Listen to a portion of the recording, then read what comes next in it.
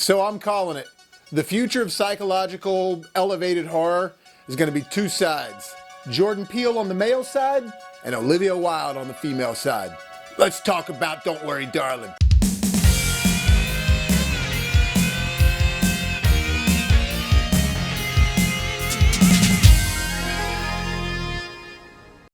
What up, guys? Bobo here. Thanks for coming back for some more popcorns. If you haven't done so already, why don't you hit that subscribe button and the like button. So Andrew and his brother Jacob and I saw Don't Worry, Darling last night, and tell you what, after a ton of marketing and vague trailers and stuff like this, and a long term of marketing, I was extremely satisfied. I predict awards for this one for sure. Just in time for Oscar season. It stars Florence Pugh, Harry Styles, Chris Pine, Olivia Wilde, and Nick Kroll, just to name off the big names. And there's other people in the film, but those are the main stars. But it's mainly following Harry Styles and Florence Pugh, who are a couple in this, and they're living in this like utopian society that's sort of like back in the crooner days. You know, that time where everything was kind of picture perfect? And it's out in the middle of nowhere, like out in this desert mountain area, and it's sort of like governed by Chris Pine. But it seems to be this sort of like work project, you know, something they signed on to do for long term, kind of like the equivalent of like working offshore or something like that, or living on a military base. They just have their own little section of a city quarantined area called the Victory Project. So look, Olivia Wilde, I gotta tell you, she did a great job at this movie. It was extremely well done, and not just like really good acting and good tense moments and scenes, but artistically too. All the different things that are just put in there throughout and themes that are running throughout that at first you're kind of confused over, but obviously they start to make sense towards the end. It's just really well done. Like I said, it very hinted towards a Jordan Peele style in a way. Like I'm guaranteeing you Jordan Peele's digging this movie. In fact, it's kind of like Jordan Peele meets David Lynch meets M. Night, and it has vibes from movies like Suspiria or Vivarium.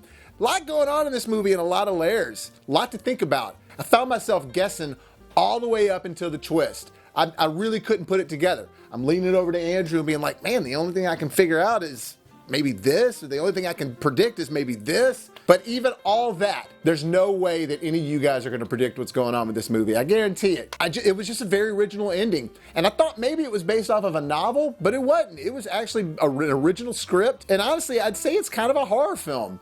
Psychological horror film. I mean, it has some moments to where it's not scary, but it's creepy the entire time. The soundtrack is awesome. The score that's going on in there, they have these all sort of like weird, like, ha, ha, ha, ha, ha, ha.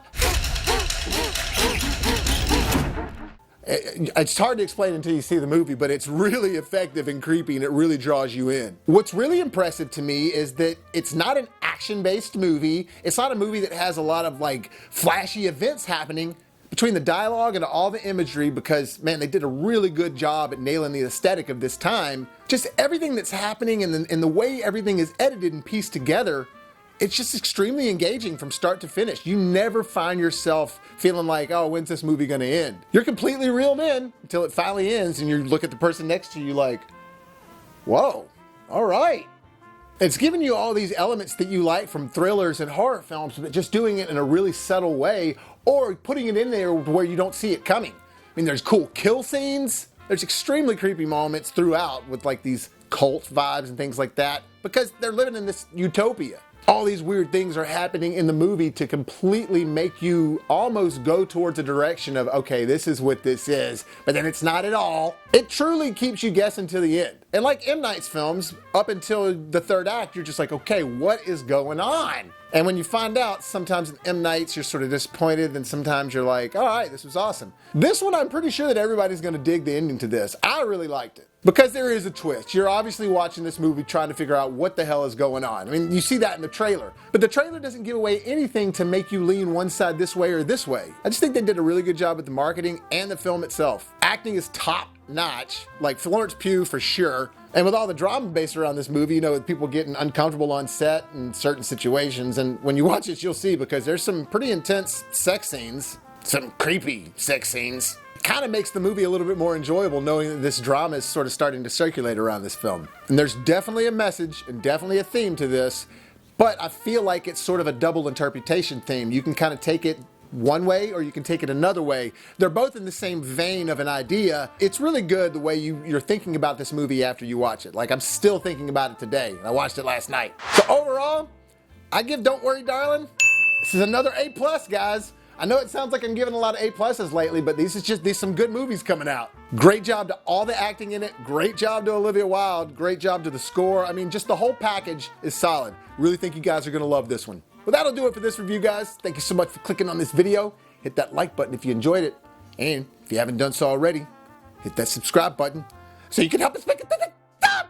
And as always, if life gives you lemons, make some hot, fresh popcorns.